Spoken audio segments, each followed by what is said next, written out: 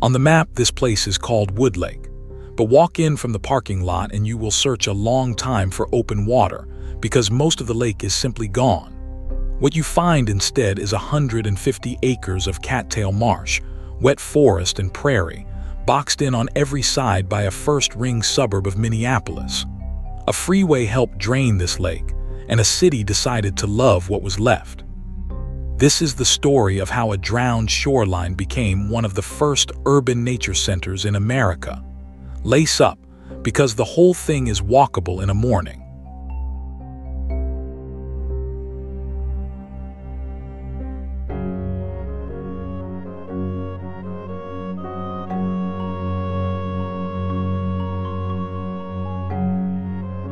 We are in Richfield, Minnesota, the suburb pressed tight against the southern edge of Minneapolis.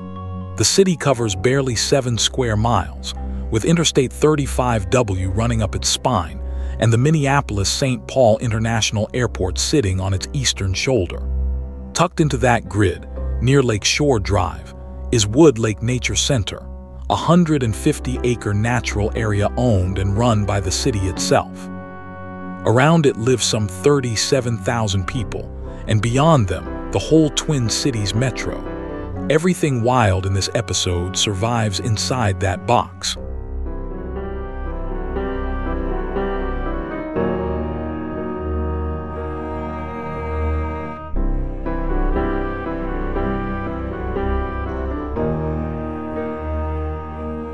It is just past 7:30 on an August morning, and the trail is quiet except for birdsong. The paths here are crushed limestone and boardwalk, about 3 miles of them in all, looping through the preserve flat and easy. No bikes and no dogs are allowed inside, a rule that keeps the wildlife calmer than in almost any other city park. That is why the birds here let you get close. The morning air still carries the coolness of the marsh, even in late summer.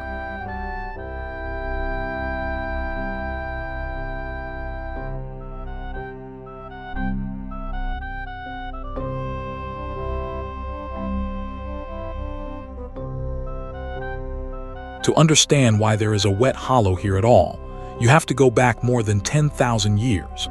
The last great ice sheet buried this part of Minnesota under glacial ice, and when it retreated it left the land littered with stranded blocks of ice, buried in sand and gravel. As those blocks slowly melted, the ground above them slumped into basins, and the basins filled with water. Geologists call them kettle lakes, and the Twin Cities are famously covered with them. Wood Lake began as one of these leftover pieces of the Ice Age, a shallow bowl with no river to feed it. That detail, the shallowness, will matter for everything that comes later.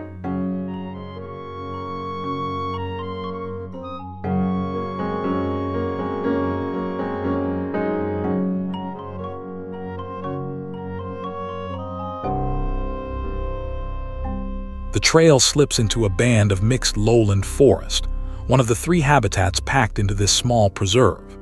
These are moisture-loving trees, growing with their roots close to the water table, and in August the canopy closes overhead like a green tunnel. Squirrels, chipmunks, and rabbits work the understory, and deer and fox pass through at dawn and dusk. It is easy to forget that beyond the tree-line sit tidy post-war streets in every direction. For a few minutes, the suburb disappears completely.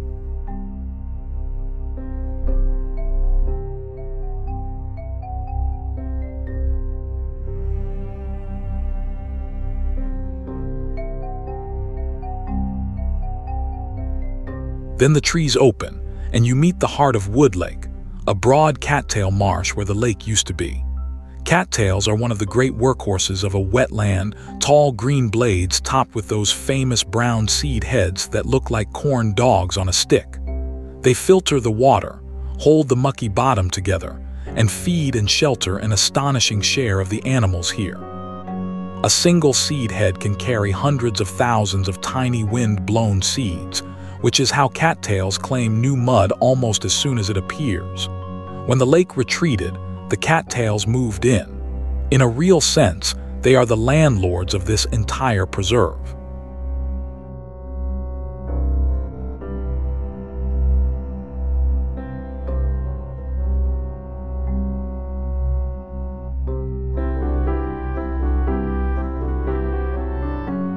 path runs right along the marsh edge, close enough to brush the cattails with your hand. Listen and you can pick apart the layers of sound, red-winged blackbirds rasping from the reed tops, ducks muttering somewhere out of sight, the drone of insects that feeds the whole food chain. Late August is a turning point out here, because the young birds of summer are grown and the first migrants are already thinking about moving. Every few steps, something small splashes away unseen. The marsh always knows you are coming before you arrive.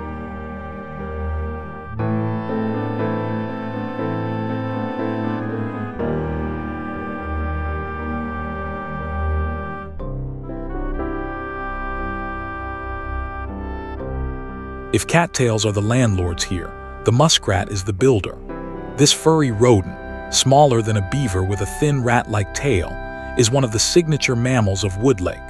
Muskrats cut cattail stalks and pile them into dome-shaped lodges out in the shallows, and they chew open channels and pools through the dense vegetation. Those openings are not just muskrat highways. They become hunting lanes for herons and landing strips for ducks, and old lodges serve as nesting platforms for waterfowl. Biologists consider muskrats a keystone of cattail marshes for exactly this reason. One busy rodent, quietly landscaping an entire wetland.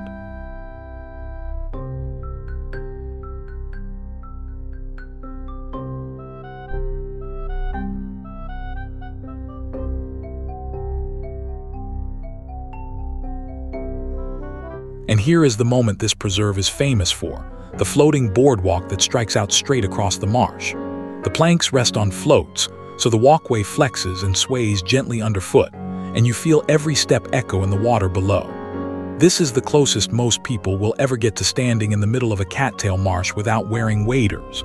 Water opens up on either side, dark and glassy, stitched with duckweed. Out here, the suburb is just a thin line of rooftops behind the reeds.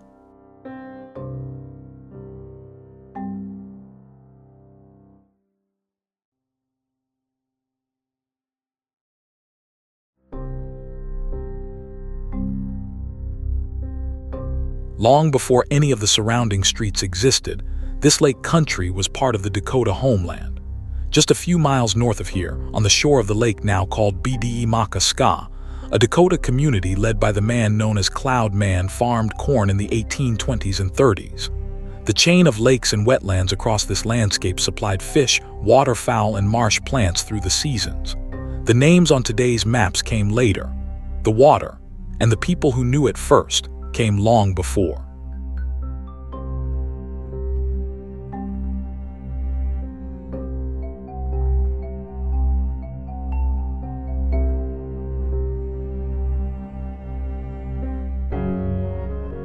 Crossing the boardwalk takes longer than it should because there is a reason to stop every few feet. Painted turtles hang motionless just under the surface, and goldfish, of all things, flash orange in the shallows, an invasive reminder that this marsh lives inside a city. Black bullheads and minnows share the water with them. Dragonflies patrol the boardwalk rails like tiny aircraft holding a pattern. Take it slow through here. This is the best 100 yards of the entire walk.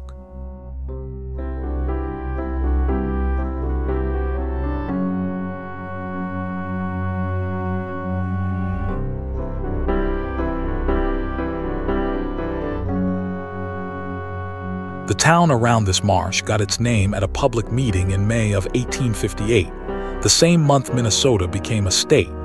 The settlers gathered to organize their new township and weighed names like Harmony and Richland Mills before landing on Richfield, a plain statement about the black prairie soil they had come for. For nearly a century afterward, this stayed farm country at the edge of Minneapolis. Wood Lake sat among those fields as an ordinary shallow lake, one small blue patch in a township of crops and pasture. The village itself did not incorporate until 1908.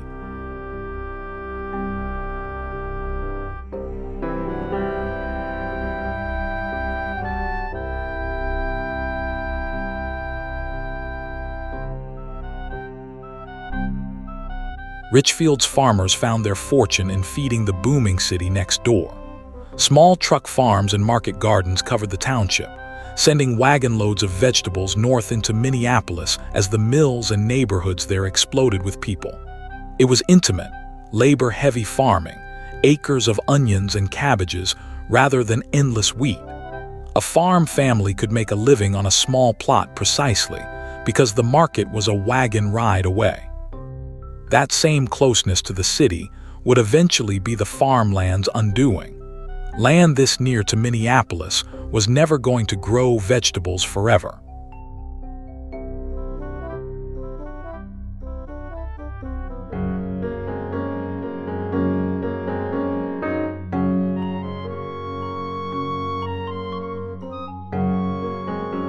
Back on solid ground, the trail bends south through more forest, and the marsh appears and disappears between the trunks. This is a good stretch to just walk and let the place work on you. Great blue herons flap up out of hidden pools with that slow, prehistoric wing beat. Somewhere overhead, every few minutes, a jet slides down toward the airport, a reminder of exactly where you are. The wildness here is real, but it is wildness with a boarding pass.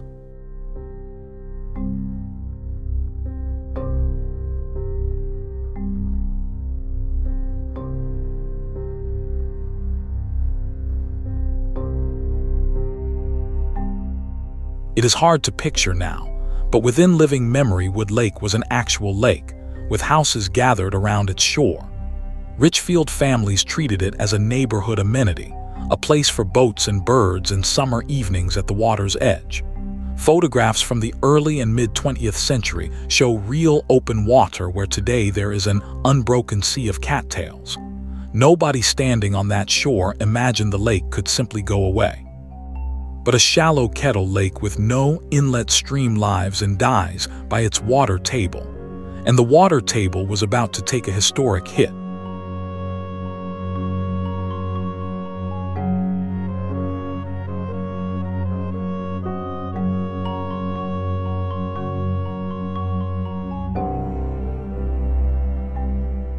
From the viewing docks you can see what remains of the original lake, scattered pockets of open water held in the grip of the marsh.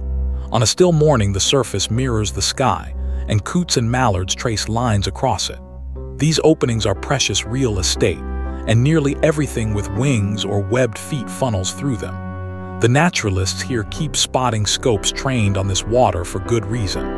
If you only stand still once on this hike, do it here.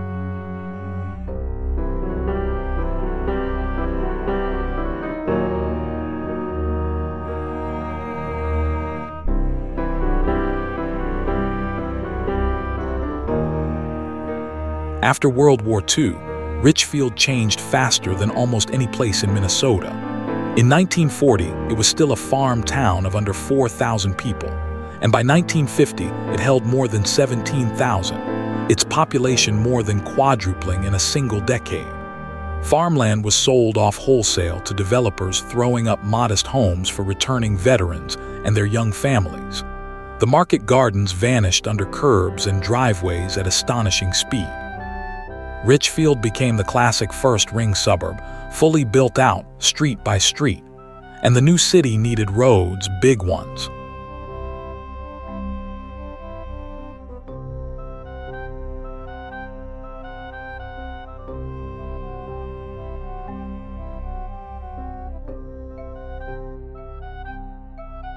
In the 1950s, crews began carving Interstate 35W through Richfield, one of the first freeway corridors in Minnesota.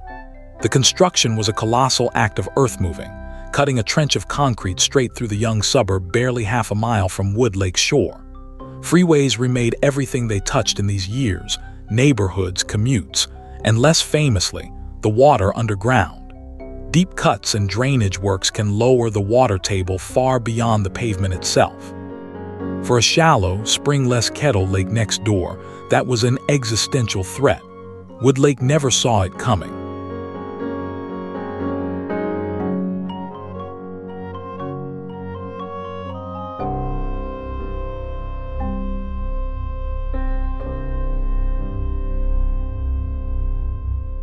The trail settles into a long, quiet stretch here, and it is worth remembering that the freeway is humming along just beyond the western edge of the preserve. You can sometimes hear it, a low, tireless wash behind the birdsong. The two soundtracks, Traffic and Marsh, have been playing over each other here for some 60 years. Most visitors tune the freeway out within minutes. The wildlife tuned it out generations ago.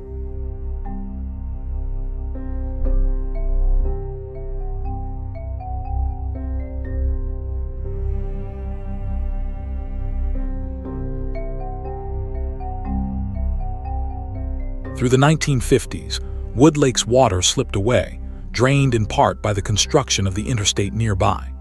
The shallow basin lost the groundwater that had sustained it, and open water gave way to mudflats, and mudflats gave way to that advancing army of cattail seeds. Lakeshore homeowners watched their lake become a marsh in front of them. In an era that bulldozed first and asked questions later, the obvious next step was to fill the wetland and build on it. That is exactly what happened to countless marshes across post-war America. This one got a different ending.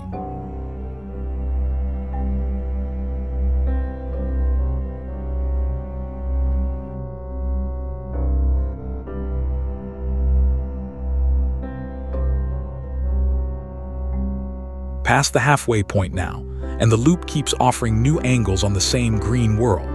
A cool morning like this one is the marsh at its most generous, herons hunting the channels, turtles climbing onto logs as the sun strengthens.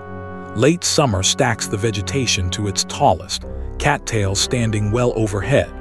Every 100 yards the boardwalk sections give you another safe reach into the wet world. It is a small preserve that walks much bigger than its acreage.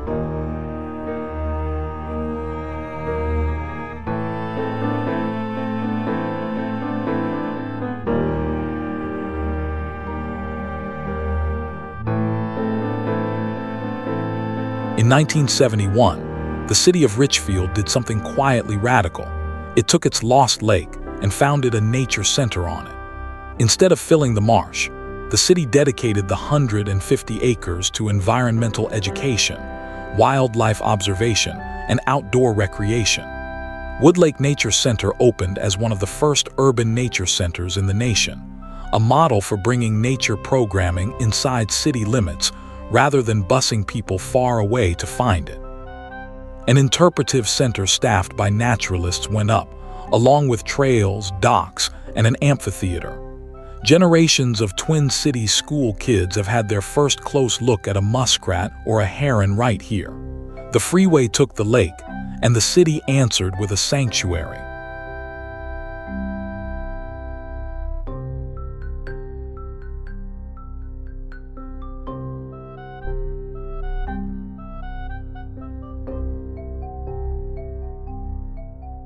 The main loop keeps circling the marsh, and side paths and boardwalk spurs invite little detours.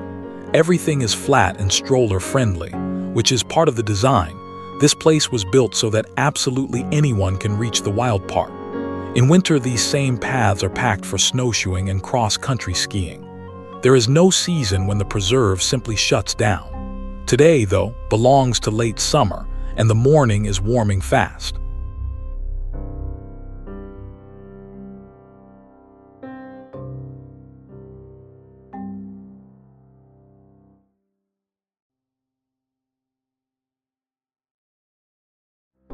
The bird list at Wood Lake is the preserve's greatest brag. More than 200 species have been recorded on this small patch of suburb.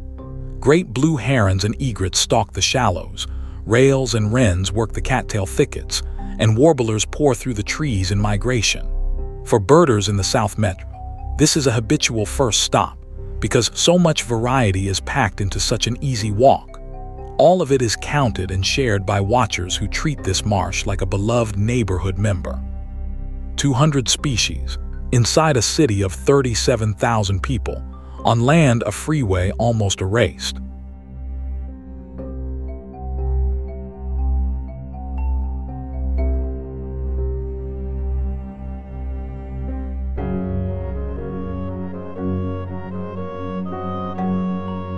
You do not need binoculars to feel that abundance this morning. The soundscape does the work: blackbirds, wrens, the sudden squawk of a heron lifting off, songbirds moving through the canopy in loose waves. August is quieter than May. The courting season is over, but the marsh still runs a full chorus at dawn. Naturalists here will tell you that sound is the honest census of a wetland. Close your eyes anywhere on this trail and the count is never zero.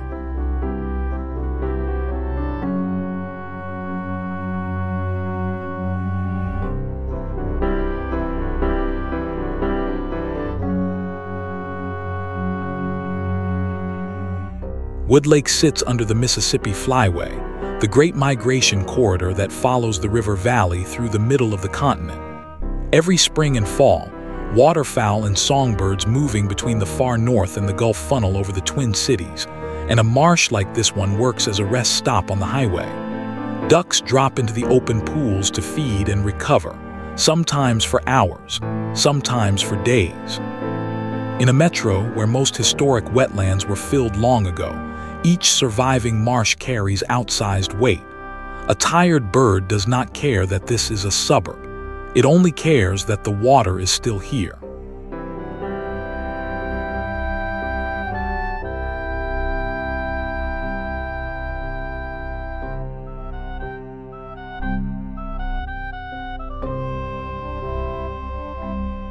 The marsh also runs a thriving cold-blooded economy. Painted turtles, the little ones with red and yellow trimmed shells, bask in rows on every log, and big snapping turtles cruise the bottom like armored submarines. Garter snakes hunt the grassy margins, and frogs feed everything from herons to mink. On a warm late August morning, the basking logs fill up early, solar panels made of turtle. Come winter, all of them will be dug into the mud below the ice, hearts barely ticking, waiting out the cold. The marsh does not empty in winter, it just goes quiet and holds its breath.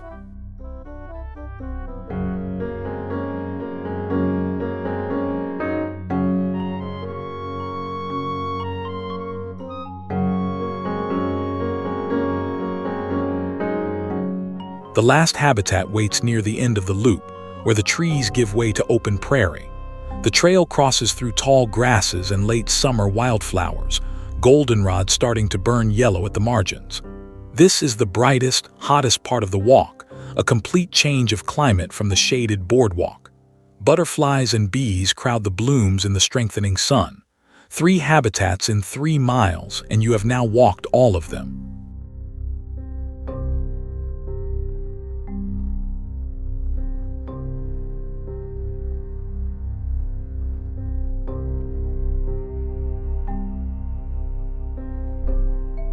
The prairie here is restored, replanted by hand to echo what covered much of Richfield before the plow. Before settlement, southern Minnesota was a shifting mosaic of tallgrass prairie, oak savanna, and wetlands, and this preserve now keeps a working sample of each. The staff are also nursing a young oak savanna, scattered bur oaks standing over open grass, one of the rarest habitat types left in the Midwest. Restoration at this scale is gardening for the long haul, measured in decades. Seeded, weeded, and sometimes carefully burned, the prairie repays the effort with roots that run many feet deep. It is a small museum of the landscape that the rich fields were named for.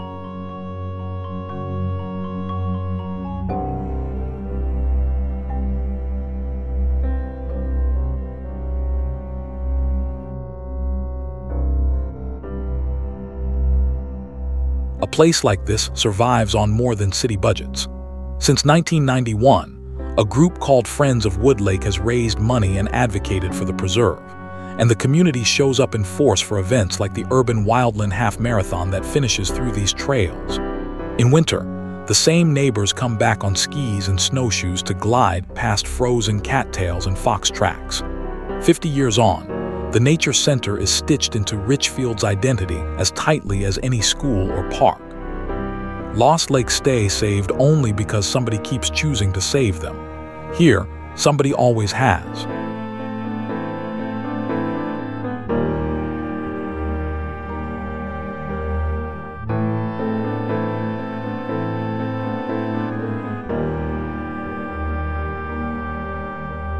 Stand in this marsh at dusk, and the strangeness of it lands on you. Jets from one of the busiest airports in the country descend right over the cattails, Coyotes trot the trails after closing time, and the headquarters of Best Buy, the giant electronics retailer, sits just across town. 30 mammal species share these 7 square miles with 37,000 people. Wood Lake is proof that wildness is not a place you drive to. It is a thing a city decides to keep. Richfield lost a lake to the freeway era and kept the wild heart of it anyway. That trade still looks better every year.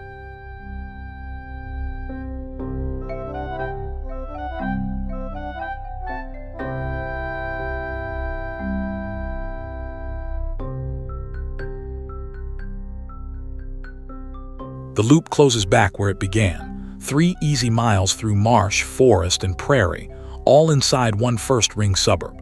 Wood Lake Nature Center is free, open daily, and honestly at its best on a quiet weekday morning exactly like this one. Come for the Floating Boardwalk. Stay long enough to let the marsh get quiet around you. If this walk reminded you that wild places can live right inside a city, share it with someone who needs a morning like this. Thank you for watching. Follow for more of the trails of the world.